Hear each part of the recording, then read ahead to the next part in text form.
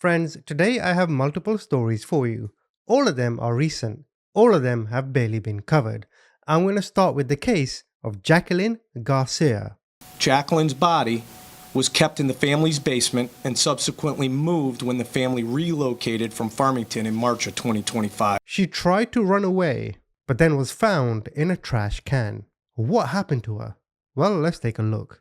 It was on a chilly morning in October 2025. Authorities responded to a disturbing call. See, a child's body was found abandoned in a trash bin outside a residential complex. The child was Jacqueline Mimi Garcia. She was just 11 years old. Neighbors reportedly heard nothing unusual, but one resident noticed the trash bin in an odd place and alerted the police. The horrifying scene stunned first responders, who soon launched a homicide investigation. Now, before I continue, a lot of you know that your favorite creators, their true crime videos, are either getting removed or they're getting demonetized. So I've had to change my editing style a little bit and hope YouTube don't chew my ass out. So now that the body has been discovered, let's go back and look at the history they had with the Department of Children and Families. Evidence indicates that Jacqueline was the victim of prolonged physical abuse and malnourishment prior to her death. See, Jacqueline was withdrawn from New Britain School District last fall. She was withdrawn on the day she was supposed to start 6th grade. Karla Garcia, her mother, notified the district that the family moved to Farmington and she intended to homeschool her daughter. The report that DCF released says that Karla told them in January 2025 Jacqueline was being homeschooled and staying temporarily out of state with a relative. So what the DCF did is they had a video call with this relative just to check in on Jacqueline. And there was a person who impersonated Jacqueline. And this goes to show the incompetency in the DCF. And if we look at the history with the DCF, you see they received an initial report on the family back in 2013. Now, I don't know if Jacqueline was born here, but the mother, Karla, was residing in a detention center. So maybe she was taken to a hospital, I don't know. But that's why the DCF was involved. Tears in their eyes, despite DCF being involved with the family in the past. So Jacqueline was placed in the care of a paternal relative, and legal guardianship was transferred to that relative shortly thereafter. Wow, you come into this world basically chained. I mean, her mother was in a detention center. But because the DCF was able to find a relative, they closed this case in August 2013. Jacqueline remained under the legal guardianship of the relative until May 2022, so she was with them for 9 years. And during this period, the relative guardian allowed the parents to have regular access to the children. In 2022, Karla Garcia, Victor Torres, who is Jacqueline's father, saw reinstatement of guardianship of both Jacqueline and her younger sibling. Remember, Jacqueline was with her relative for 9 years, so it makes you think, what were these two muppets, the parents, what were they doing for 9 years? So in 2022, the court reinstated guardianship to the parents. The DCF also interacted with Jacqueline during an investigation in this time. There were concerns over her younger siblings. She and her siblings were determined to be safe at the time and were visible to the community. They were then enrolled in school, and the children's medical provider was contacted and did not express concerns. There was insufficient evidence to substantiate child A and neglect. If you want to know what A means, look at the pinned comment. Again, I'm trying to stay within YouTube's guidelines. So after the DCF went to check in on Jacqueline, who was with her mother Karla and her father, everything was fine and the case was closed in November 2022. DCF had no further involvement for the family until the next few years. Records show the children were enrolled in school and Jacqueline attended medical appointments. The attendance shows she had an appointment in November 2022, November 2023, and May 2024. During that 2-year period, the department did not have any negative reports on the children. And then, between the biological parents, there was some friction. You see, Karla, she filed and was granted sole custody of Jacqueline and her sister in 2024. So that's the history of the family. Child was born, was with a relative, then eventually the child ends up with the biological mother. That brings us on to today. So on October 8th, 2025, Jacqueline's body was found in a storage bin. Police located the child's body after receiving an anonymous tip about a possible body on Clark Street. Karla Garcia was quickly apprehended after evidence linked her to the crime. Neighbors described Karla as relatively quiet, though some had noted her appearing distressed in recent weeks. The question you gotta ask is, what happened? You see, there were reports that the child had suffered signs of physical A prior to her murder. Forensic experts later determined that the fatal injuries likely occurred inside the apartment shared by mother and daughter. Police and child protective workers traced the timeline leading up to the crime, discovering that the child had not attended school in the days prior.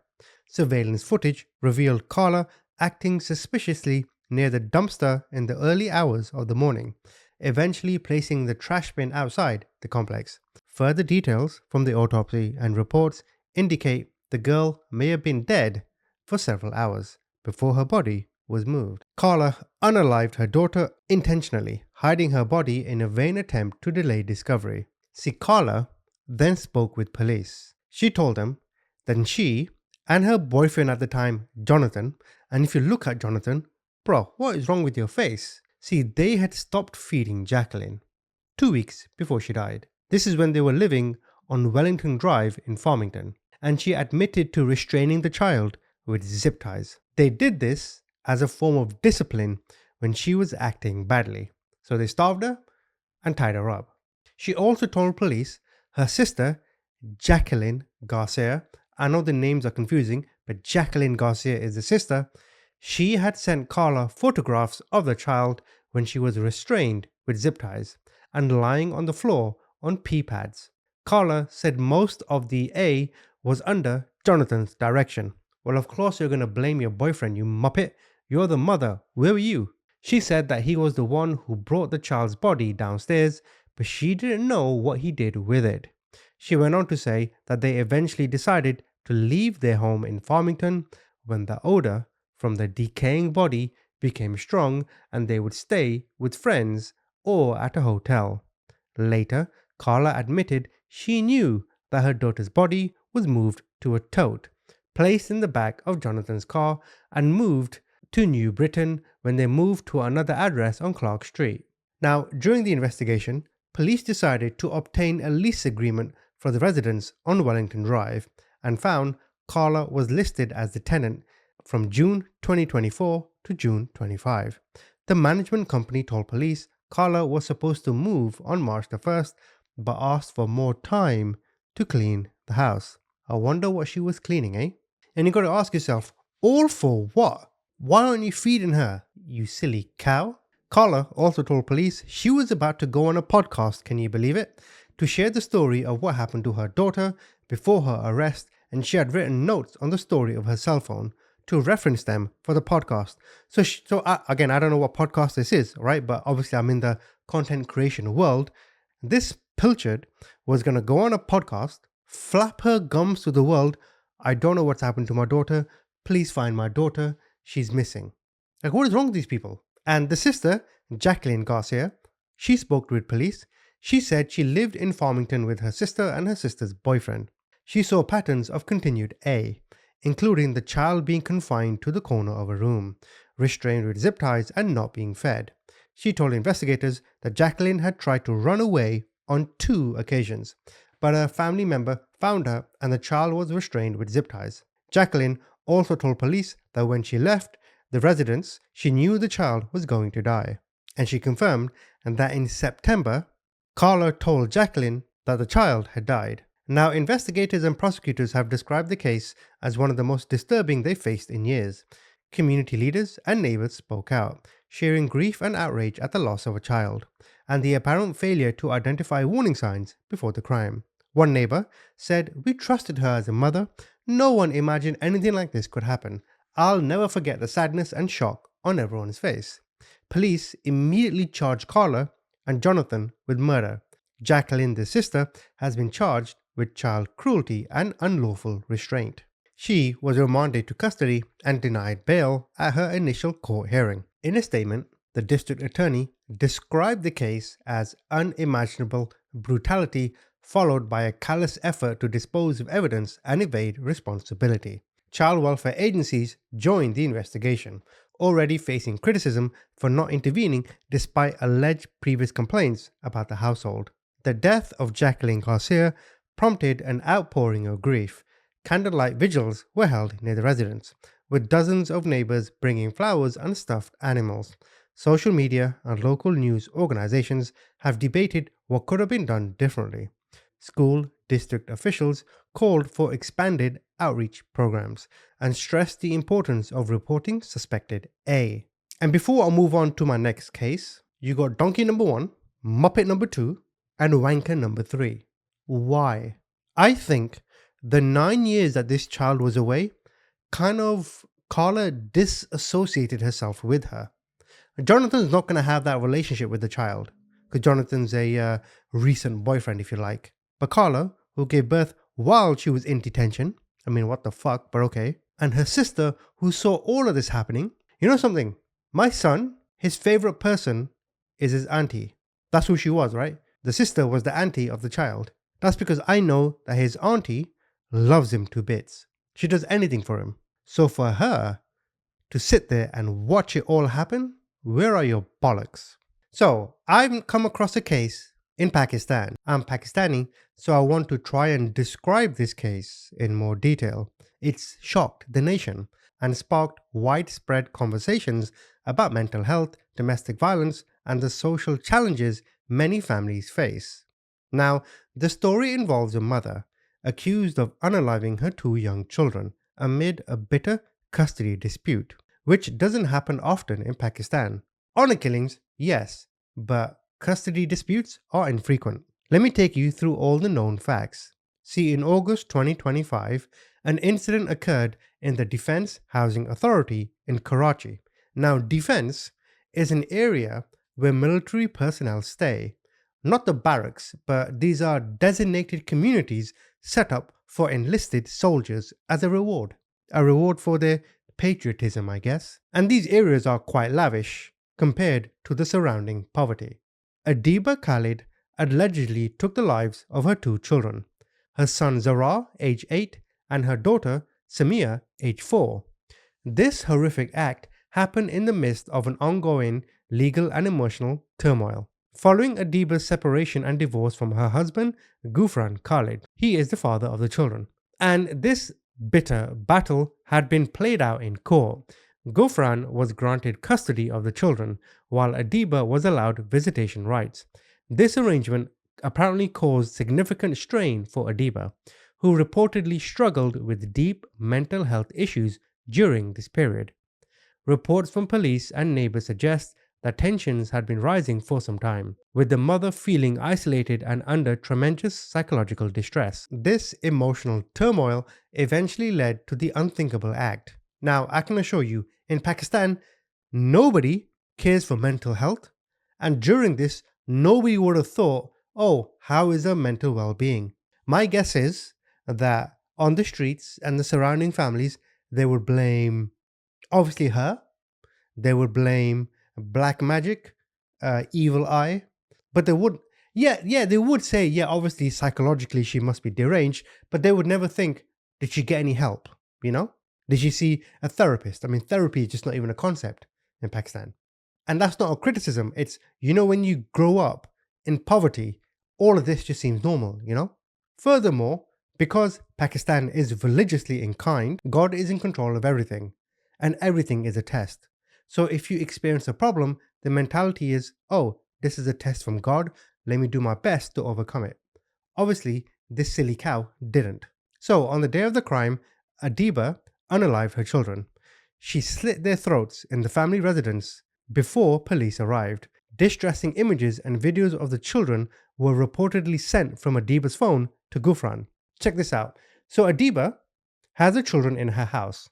There's some text messages that I'm going to show you in a second, but the text messages suggest that Adiba took the children for the day or whatever and asked for permission to allow the children to stay over, to which Khalid said yes. She then unalived them. Then she called Khalid and she sent him photos saying, look what I've done to your children. Do you know what I've done? When he said no, she said, look what I've done. He then called police, which is what prompted them to arrive, and they arrested her immediately. She was taken into custody and charged with the murders. The father of the minors informed his relatives about the incident and later stated that his ex-wife did this. She used a sharp-edged weapon. Now, the news of this case spread rapidly across Pakistan, evoking shock, sadness, and outrage. Social media was flooded with messages over the innocent lives lost and the empathy for the father. But it has kind of brought up the issue I spoke about earlier, mental health crisis. Because the only way you can explain this behavior is, well, if Adiba found out there's another woman involved and he wants to be with that woman, so he's going to leave and take the kids with him, then yeah, that's going to piss Adiba off. Her curry will be boiling. That doesn't justify what she did, but you're like, okay, that's the context. But I don't think that's the case here because, again, if you look at the text messages, their relationship is cordial. I just think she was that jealous or that upset that he was given full custody. And in her mind, she may have thought, wait, am I that bad of a mother? Am I that bad of a person that she thought, you know what, I want to hurt him. Sure, if you want to get revenge, okay, you don't do this. It's so stupid. But why do you think she did it? Is my theory correct?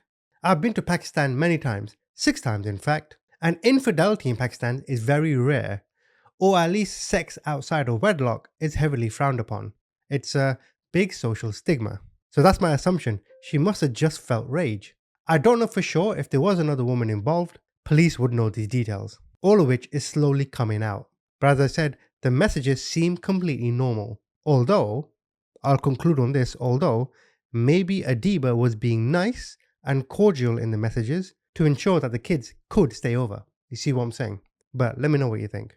So, there's a case unfolding in Brazoria County, Texas. You see, in early October 2025, a mother shot her 4 children inside her vehicle. She unalived 2 and critically wounded the other 2. So on the morning of October 4th, 2025, 31-year-old Oninda Romelas, a resident of Montgomery County, drove her 4 children to a gas station near Angleton, Texas. The children's ages were 13, 9, 8, and 3. Around 5 a.m., she called 911, telling authorities they needed to come to her location, but reportedly gave no information about what happened beforehand. When deputies arrived, they found her car running at the gas station with all doors open. Inside were her children, all suffering from gunshot wounds. Deputies immediately began life-saving efforts, but sadly, a 13-year-old boy and a 3-year-old girl were pronounced dead at the scene. The 2 other children, an 8-year-old and a 9-year-old, were airlifted in critical condition to a hospital in Houston. Fortunately, they survived. Police then recovered the gun alleged to have been used in the shooting.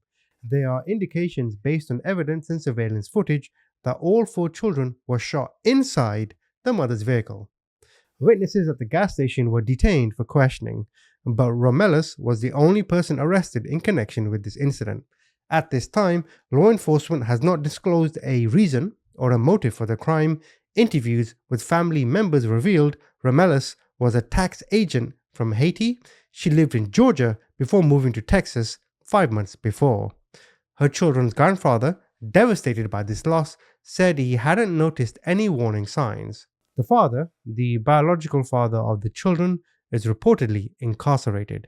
Now, Oninda faces 2 counts of murder for the death of her son and daughter, and 2 counts of aggravated assault with a deadly weapon for the surviving children.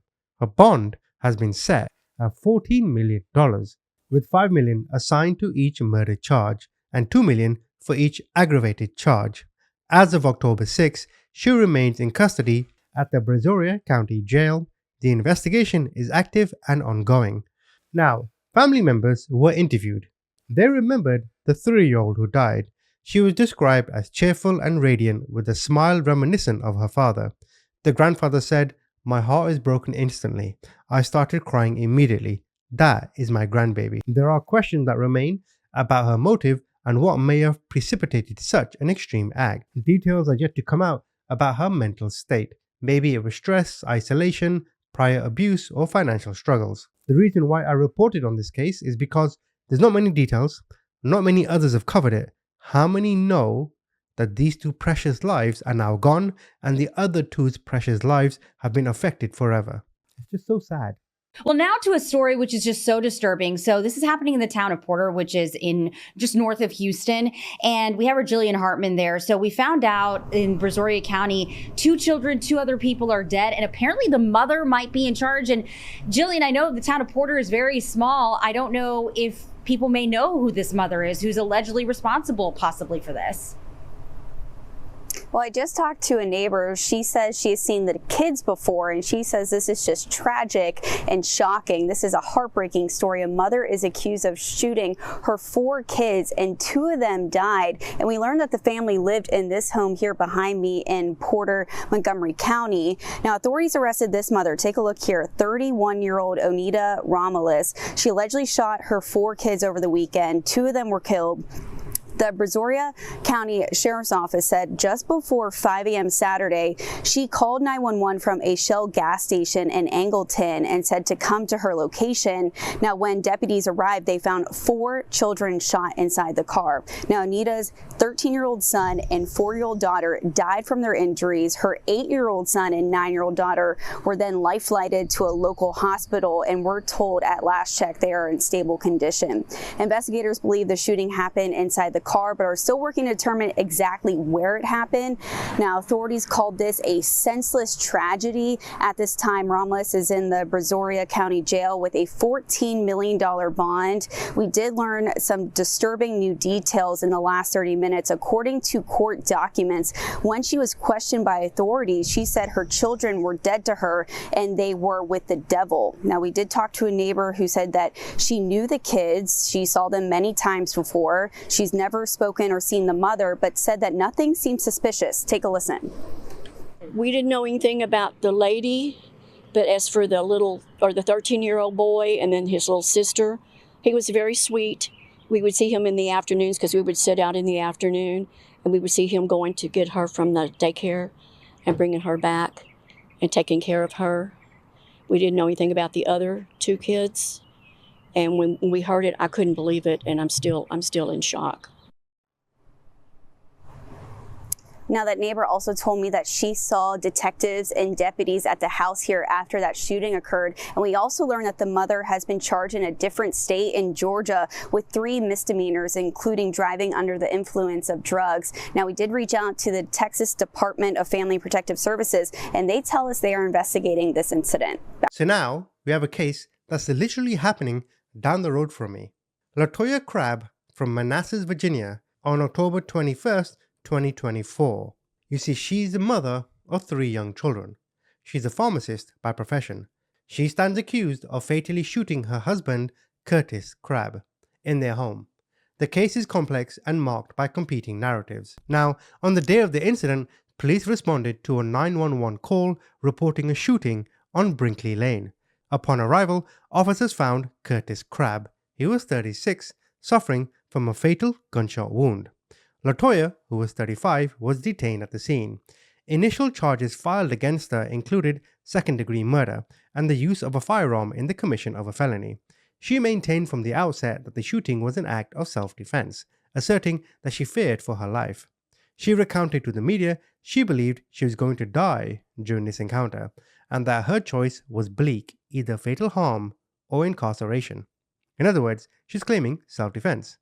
LaToya and Curtis had been estranged and were in the midst of divorce proceedings at the time of the shootings. According to court documents and statements made by LaToya and her family, significant tensions and threats had preceded the eventual violent encounter. Notably, prosecutors presented text messages between Curtis and LaToya in which he allegedly threatened to harm everyone in the household and burn down the home, vowing she would never see their children again. LaToya was reportedly in the process of evicting Curtis from the home, which added to the domestic strife. Relatives and LaToya's mother expressed disbelief about the charges and strongly supported LaToya's claim of self-defense, which, based on those text messages, yeah, I can see that. The legal proceedings have been protracted and contentious. Initially, LaToya was held without bond until a judge later agreed to release her, allowing her to spend time with her children. Prosecutors subsequently dropped the second-degree murder charge but announced plans to upgrade it to first degree. This development has extended the legal process, while intensifying public and legal scrutiny of the case. Prosecutors have contested the self-defense claim, arguing that forensic evidence, including ballistics and the number of spent shell casings, indicate LaToya possibly reloaded her weapon during the shooting, which they contend may undermine the argument that she acted solely in self-defense. I don't know if it was self-defense, but here's my thinking. Reload could suggest she wanted to make sure he was dead. Or reload could have been, like imagine you're angry at someone or someone is trying to kill you. You hit them again, and you hit them again. You're in a rage. There's a violent situation going on. I don't think reloading is essentially a murder situation. You see what I'm saying? Now, crime scene analysis placed Curtis's body in a basement bedroom where he was shot while under a desk. These details complicate the narrative of immediate self-defense, because if he's under the desk and is hiding, well, there's no need to shoot him. LaToya's defense attorney has challenged the prosecution evidence, asserting that accusations of reloading the gun are speculative and not proven. Now, LaToya's family, especially her mother, Marilyn Martin, has been vocal in affirming LaToya's innocence and condemning the prosecution's approach as unfair.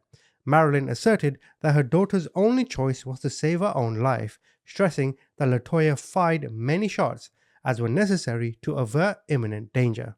Now, as of 2025, the case remains unsolved and awaits a trial date. LaToya remains under legal supervision and faces the possibility of serving a lengthy prison sentence. Of fatally shooting her estranged husband, LaToya Crabb arrested and charged with murder in October. She was just reunited with her family after she was released on bond. She spoke with our Northern Virginia Bureau Chief Julie Carey, and she has more on her emotional reunion, but her attorneys advised that she not talk about the specifics of the case. LaToya Crabb's first steps out of the Prince William County Jail in 4 months, walking straight into the arms of her mother, the tears starting even before the hug. I saw her to the side and immediately started crying. I could not help myself, started crying. I was so happy to see her. Once at home, more reunions, more embraces with her 3 children, ages 5, 4, and 2. At first, they were kind of speechless for a second, but then, yeah, I missed you, and they were wondering why I had been gone so long. This picture capturing the family's first meal together in months, and LaToya fulfilling her youngest daughter's request, painting her nails. LaToya Crabb was arrested and jailed October 21st after Manassas police say she shot her estranged husband multiple times in the couple's bedroom. Crabb's defense attorneys say the fatal gunfire came just days after Curtis Crabb allegedly said, one reading, "I'm not playing around. I will hurt everyone in that house, then set it on fire." LaToya says she acted in self-defense. Her attorneys say Curtis cornered her holding a knife. She says behind bars, initially in solitary confinement, she felt hopeless. Honestly, there was a point where I should have just let him kill me. But she says once she could start reconnecting with family and friends through calls, letters, and video visits, her resolve changed. Now we're going to go to where I was born, Sheffield, England. Michael James was 45 years old. He has been convicted in one of the more tragic episodes of domestic violence. Michael had been in a long-term relationship with Zara Tolley for about 10 years. The couple lived together in Stannington, Sheffield. At one point, they had plans to marry in 2024.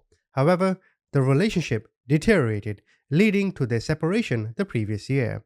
Despite the breakup, James remained in the family home with their 2 children. Meanwhile, Zara began a new relationship with Bradley. And you can see the tension there.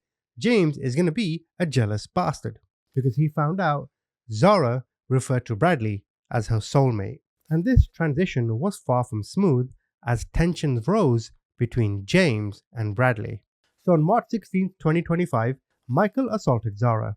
During the attack, he forcibly took her phone and locked her inside the house. Zara managed to escape and went to a friend's residence, from which she contacted Bradley asking him to come over. Bradley arrived by climbing through a living room window to confront James, hoping to address the violence towards Zara. Bradley, fair play, that's what a man does. The men began a physical fight, with no advantage witnessed by Zara. However, the situation escalated rapidly when Michael James retrieved a kitchen knife and he stabbed Bradley in front of witnesses, while the children slept upstairs. See, to me, that's martyrdom. Bradley came to protect his girl's honor. This to me is what a real man is. Michael was arrested shortly after, found hiding in an allotment in Sheffield. The prosecution charged him with murder and possession of a blade. During the trial, prosecutors argued that his actions stemmed from jealousy and a premeditated intention to use the knife. The evidence included witness testimony and phone records, displaying threatening texts sent by him to Zora in the lead up to the attack, such as warnings to stay away from his home and references to violence. The jury acquitted him of murder, but convicted him of manslaughter and possession of a weapon. He received a sentence of 14 years. Judge Graham remarked on the tragedy, noting the complex blend of emotions at play, including jealousy and anger, but emphasized that he used the knife as a weapon to gain the upper hand rather than in self-defense. See, Michael James, he's an example of a pussy, a man so insecure he couldn't hold it together. There's a reason why she left you, mate. Maybe you were to see you next Tuesday. But it makes me so angry. When I read this, it makes me so angry. I understand. You're jealous. Okay. You're angry. Okay. But brother, she's not the only woman in the world. And you're not the only man. Imagine being so arrogant, thinking, how dare she leave me? I'm so wonderful. How dare she find someone else? Well, maybe if you weren't a fucking idiot, she wouldn't have left. Bradley, that's a real man. Now, a tragic and complicated case coming from Australia. This involves a mother charged with unaliving her teenage son. Here are some of the details. May the 30th, 2025, emergency services were called to a home at Marlborough Court in Daisy Hill. This is a suburb within Logan City in Queensland. They discovered Cassandra, age 40, and her 18-year-old son, Jacob Casey, both in a semi-conscious state. Jacob was incapacitated and in critical condition. Both were rushed to Logan Hospital, where they were placed in induced comas. Despite medical efforts, Jacob died on June the 4th, 6 days after being admitted. Cassandra later recovered consciousness and was taken into custody. Now, following Jacob's death, police detectives launched an investigation, setting the home as a crime scene. Authorities confirmed Cassandra and Jacob were known to each other, clarifying this was a family-related incident. Initially, Cassandra was only charged with attempted murder because Jacob was still alive. 6 days later, however, when he passed away, the charge was elevated to murder. She appeared at the court in July 2025, where the case's legal proceedings began. Detective Sergeant Daniel Cunningham described the case as tragic. See, Jacob had a disability, a fact that has drawn additional attention and concern in media coverage and public discussions surrounding the case. Cassandra, the accused, she's from Daisy Hill and was 40 years old. Beyond these facts, personal details about Cassandra remain limited, and focus remains on the tragic death and ongoing investigation. Again, Sergeant Cunningham, he said, "Our investigators have worked methodically to gather evidence and support the victim's extended family through this complex and confronting investigation." To give you a timeline to understand, May the 30th, 2025, police arrive at the house. They find Jacob and Cassandra are both basically asleep. They then get taken to the hospital. Jacob remains on life support and in an induced coma. June the 4th, he passes away. Cassandra is charged with the murder. Now, the case is ongoing, but how many of you know about Jacob's life? This poor boy, I can only imagine what he would have experienced, what he couldn't do. I say this because I fear my daughter's going to be the same. She has developmental delay. So when I look at Michael, I think, because my daughter has to do physio and speech therapist and all this kind of stuff, right? So I can only imagine Jacob went through the same stuff. I don't know what Jacob's thoughts were or how it works with someone with this kind of disability, but I can imagine he must have looked at other kids and thought, well, why can't that be me? Why can't I run around? Why can't I be normal? Which breaks my soul, to be honest. Jacob Casey. Now you know his story. So, my final case, it's quite disturbing, and it's from LA. It involves Sandra Romo Diaz, a 52-year-old woman charged with murder. The story unravels a tragic and complex investigation, and they uncovered a charred body inside the trunk of a car. On September 9th, 2025, a blue Honda Civic was found at a towing company. This is in a neighborhood south of Los Angeles. The vehicle had been towed on September 8th. It was initially reported to LA City firefighters, who arrived to extinguish the burning car. However, the firefighters did not thoroughly check the vehicle. They did not notice anything unusual.